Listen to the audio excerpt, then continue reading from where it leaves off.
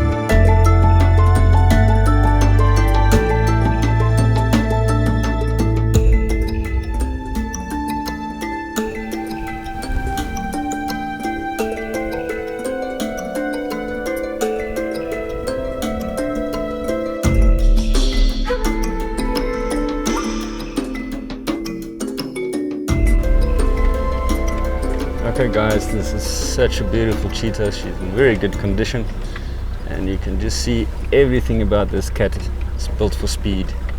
Very long tail to counterbalance on a sharp turn, not carrying any excess weight, very lean and mean, a lot of muscle in the hind quarters. You see, that's the drive. The back legs are giving the drive. And long ankles, lots of flexibility, and they've got very good vision, so she would see something a long way off. So she's definitely looking for something to eat this time of day. This is perfect for cheetah, and the Serengeti is perfect habitat for cheetah. You know, they're very vulnerable, they need a lot of space, especially the females. And luckily we still have the Serengeti that provide these vast open plains for them. You can see she's got a very big chest, nice big lungs to provide enough oxygen for such acceleration, up to 100 kilometers an hour. Which is really fast for a cat. So cheetah don't have the power to overpower their prey. That's more lion that has strength and can. Cheetah have to suffocate, so they're closing a windpipe, so they must be able to breathe through their noses for an extended period of time. While they're holding on, they must be able to breathe through the nose. Again, when we talk about animal markings, you can see there's a white tip on the tail, and that is mostly for identification from looking from the rear. I think we're going to wait at this termite mound, and maybe she will go and rest on that for a little bit.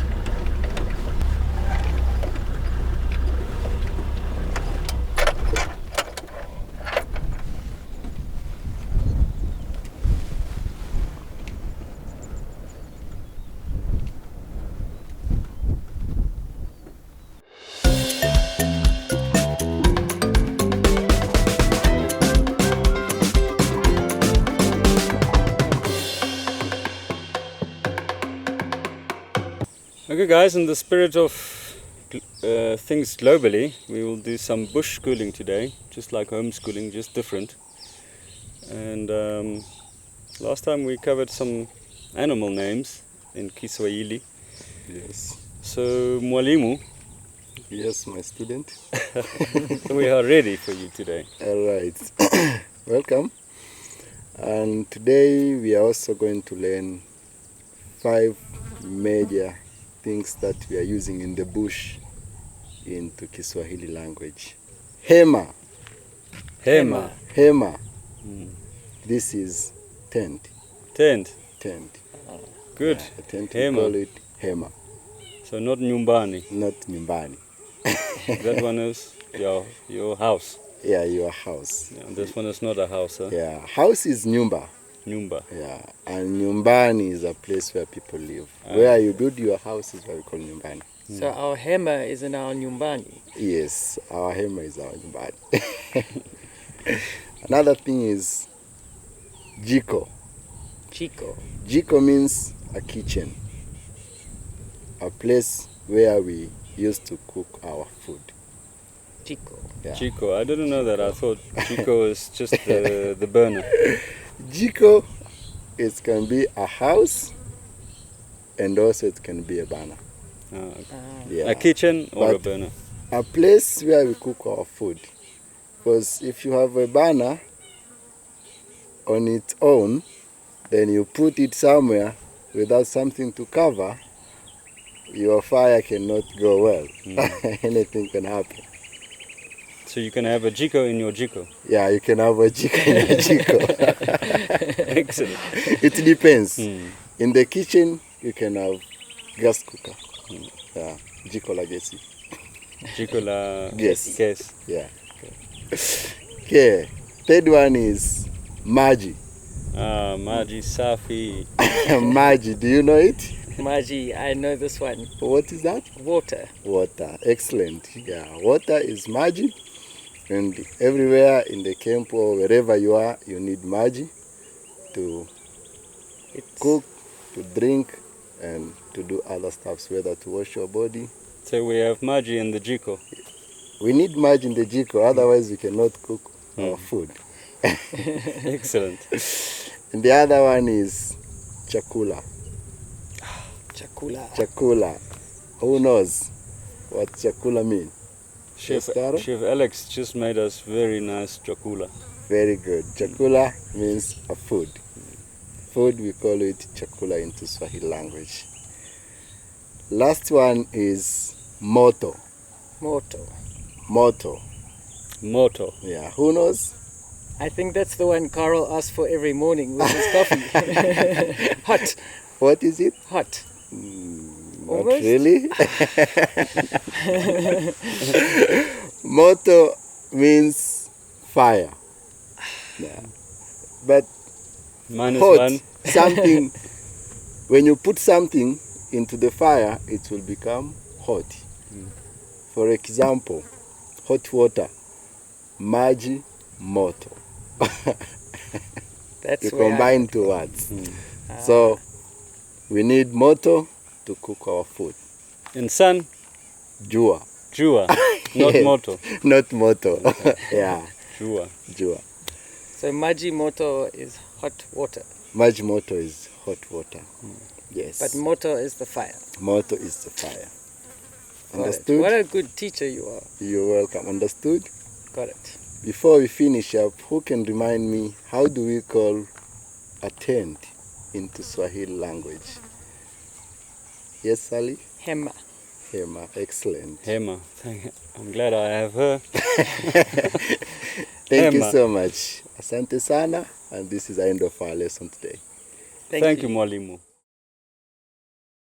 Okay guys, so we've stayed with this cheetah throughout the afternoon and it looks like she's getting ready to attempt a kill. Now this is not her favorite food, wildebeest and zebra, but she would probably try and select a little one, or there's some Grant's gazelle a little further, but she's really not been in a good position all afternoon for Thompson's gazelle or something a bit smaller. But yeah, let's see what skills she has. It's got a lot to do with confidence, really. I'm sure she would manage. And then, you know, would she be able to kill the wildebeest quickly enough before she gets kind of pushed off it?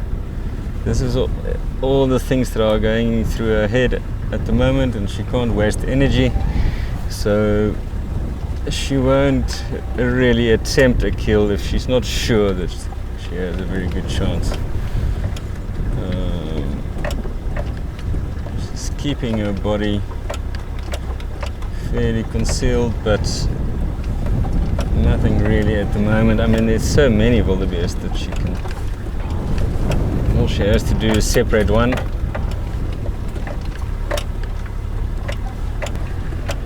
So we're going to try and stay a little bit ahead of her, because they run so quickly that then otherwise you miss everything. So once they make up their minds, it happens fairly quickly, but she'll do well to bring down an adult wildebeest. Normally, if there's a coalition of a few brothers together, or in the Mara there's even 5 or 6 cheetah together there, she's going into a bit of a stalking mode.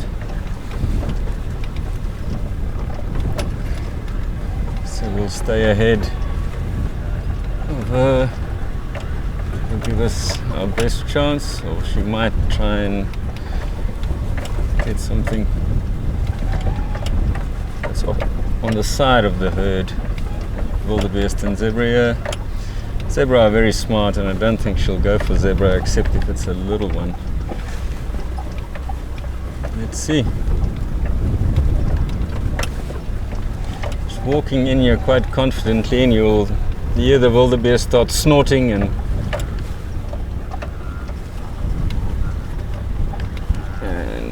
the bulls would kind of almost approach her and try and keep her out, while the females and the calves would go for safety.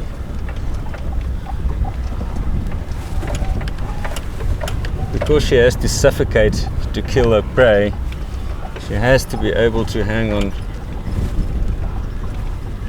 to her prey until it's suffocated, which could be 2 or 3 minutes or so. There's also some Grant's gazelle here, not too far. We'll give her a few options.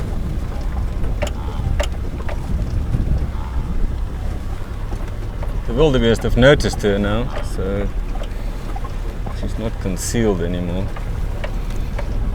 And the smart zebra will definitely start vocalizing. Wah, wah, wah, wah. Walking right into the herd now, so we'll see what she'll probably try and cause a bit of chaos, and then let's see what happens.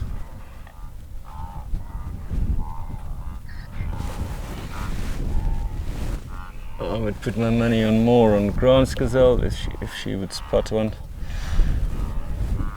It doesn't make any sense for her to kill something that she can't feed on then afterwards, so she had a look at Grant's gazelle a bit earlier, but there were a hyena quite close by, so she didn't take that risk.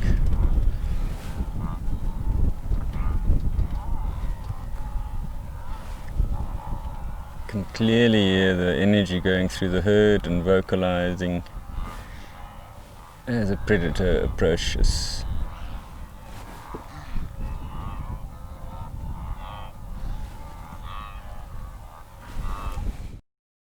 Okay guys, really exciting. She's got some Grant's gazelles in her sights. Let's just see if she can get close enough to make an attempt.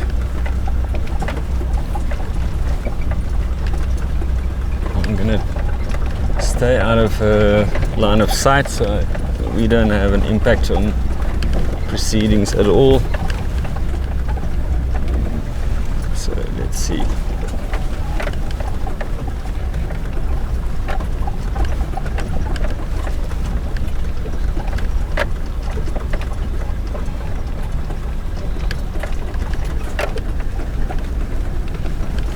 still on the move. And there she's gone into stalking mode now, a bit more. Slower movement. Should start using cover to see how close she can get. She has to be within a couple of 100 meters to have a good chance of bringing something down, especially Gazelle are quite large, so they must definitely quick. Okay, she's going to sit down, so let's give her a minute.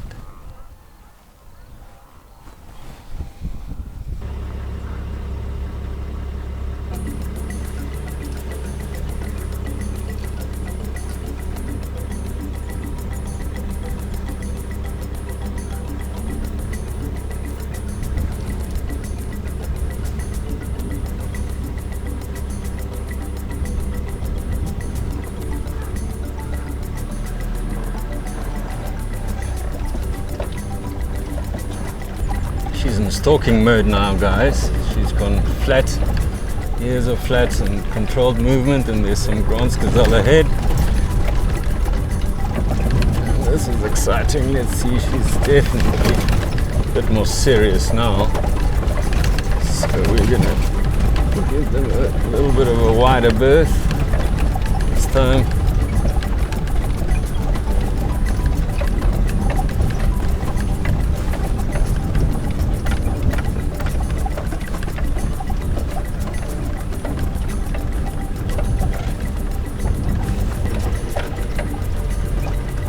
Definitely no easy meals for her out here today.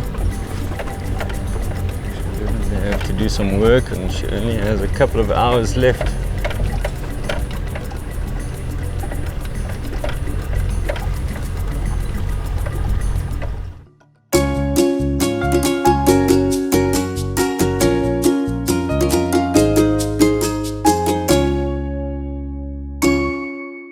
Kids Corner time, guys. And today we're going to teach you how to use binoculars. These are binoculars, and they bring everything that's far away a little bit closer so you can see better. So very important to ask your dad to buy you some binoculars. So these binoculars are really handy, especially with eland. Eland are very skittish and you can never get close enough with them. So I'm going to show you how to use the binoculars. First of all, you need to make sure that your binoculars are set correctly. You still have young eyes, so you can just put it on 0. If your eyes are different, you adjust this one so you can see very nicely. Then you have a dial here in the middle, and this will bring what you are looking at into focus or not. So you will see it. The focus will go from right in front all the way to far at the back. So you have to adjust this to get it into focus. Alright guys, I'm gonna have a look at some eland. They are far, far away.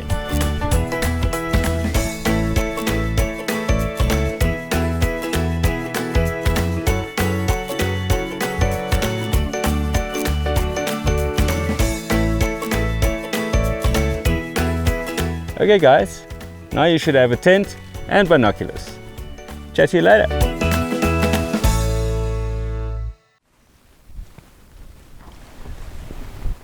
Okay guys, this beautiful cheetah is having a drink and out here on the plains. And it's just beautiful to watch. 2 huge hippos in the middle of this little depression here. It's holding good water, and surely they won't be here the whole year, but yeah. You can see how she's very alert when she's drinking, constantly looking around. Mostly for the other predators that's around.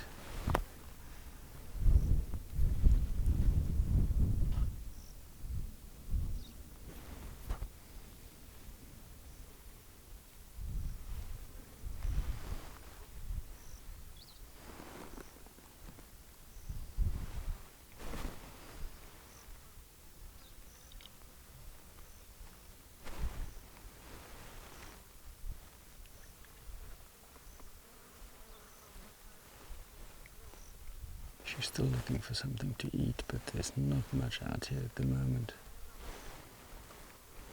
Nothing her size, really. Bit of a dust bath.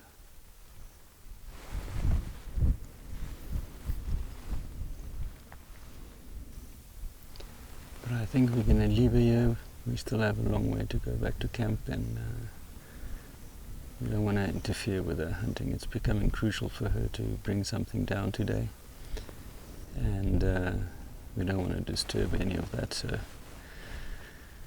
she's in good condition, looking good, not thirsty anymore, and I'm sure there will be a Thompson's gazelle coming past at some stage. What a privilege to spend time with this Serengeti cheetah. Beautiful. And we wish her all the best. Strange to have a hippo out here on the plains, but they look so docile, but these guys are responsible for a lot of deaths in Africa. They have bad tempers. Okay.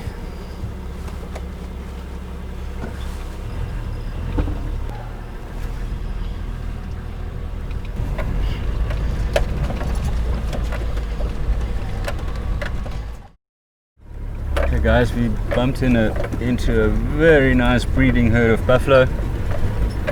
Difference between a breeding herd and those duggar boys that we saw before is this herd has all generations and cows with it, and these ones are far less dangerous. You know, they keep to their structure, very different structure, with the bulls on the outside of the breeding herd, and then the young and the females more towards the center. You will see as we approach these buffalo that you will see that some of the bulls will approach us to stand their ground, but generally they would try and get away. We're just going to go around them before we lose them completely. See the cattle egret flying. That's a good indication of large mammals around, especially buffalo. And it's so nice to see buffalo. They tell you exactly the health of the ecosystem, and to find a large breeding herd like this makes my heart really, really feel good. Means things are going well in the Serengeti. Park Sport are doing a great job, and yeah, there must be a few hundred, if not 300. We'll give you a better look now. Sorry, we're just sneaking around them, staying a little bit low. Buffalo can't outrun anything, so they generally stand their ground, and you'll see the cattle egret on the backs. Wow.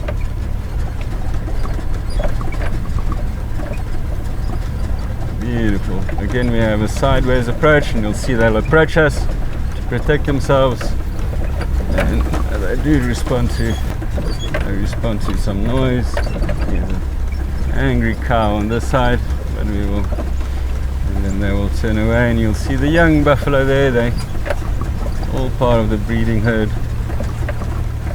They lost their courage, but they know they can't outrun us. That's where little ones kind of get left behind. That's how lions get to grab a small buffalo, is create confusion, and they grab little one, kill it, and then leave it, and the big herd will come back. But wow, spectacular. Interesting thing about buffalo is the calves can suckle through the hind legs while they're walking. It doesn't have to be from the side like normal cows. You see, they'll approach us again. They don't know what we are, but they do respond to sound. So let's see, here's a nice bull. This is all for protection. See, there's a big bull here closest to us. He will generally stop and turn. Let's see he's right here in front. So that's the structure I was talking about. Protection around the outside and the weak and the young. I just want to show you a nice bull standing his ground here. So kind of not the best sight, but very good hearing. Big ears hanging below their horns, and I'll show you in a second how they respond to sound. But we don't want to disturb them too much. Let's see, I'll show you how they would run and then turn back. Here's a bull facing us. You'll see a thick neck, nice buff on him, approaching us now. And then yeah, some brave cows here. Look at the cow coming. And then on sound they'll respond. Just a couple of claps. Don't want them to get too confident, they will just flatten us, huh?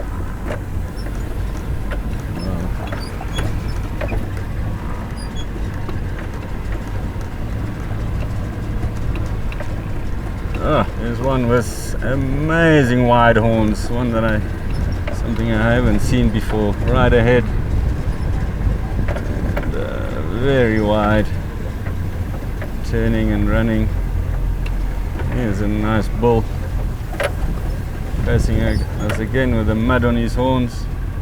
A nice bull. You can see the thick neck. And, wow, what a privilege to see such a breeding herd.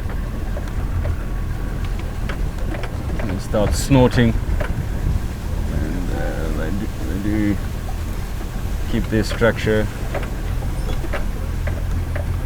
Okay guys, wow, that is really, really incredible. Dust, they're heavy things up to a ton, and amazing to see them. Late afternoon, Serengeti, in the western side of the southern plains. A nice bull turning back, smelling us now with the wind approaching them. And that should spook them a bit. Oh, here's another nice bull with his head held high. Oh, bull here, the muddy one.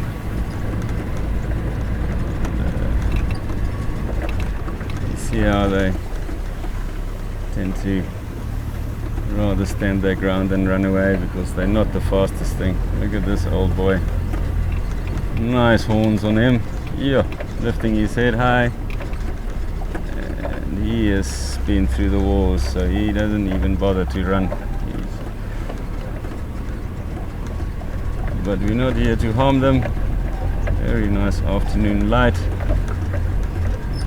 Here's a young bull trying his luck. But he will lose his courage soon and go. Yeah, it's okay, let's let them be. Some mating going on there in the middle. You know, it's like a family show, but you know, it's nature. Okay, let them be.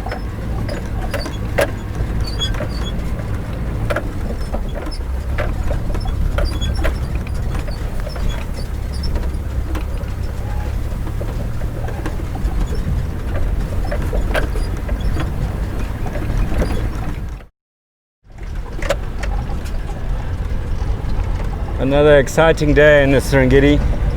Wow, action-packed.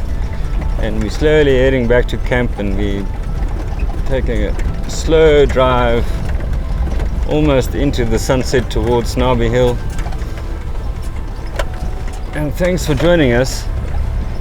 If you'd like to keep on watching, hit on the subscribe button on YouTube, then you'll get notifications and things like that whenever a new episode's ready.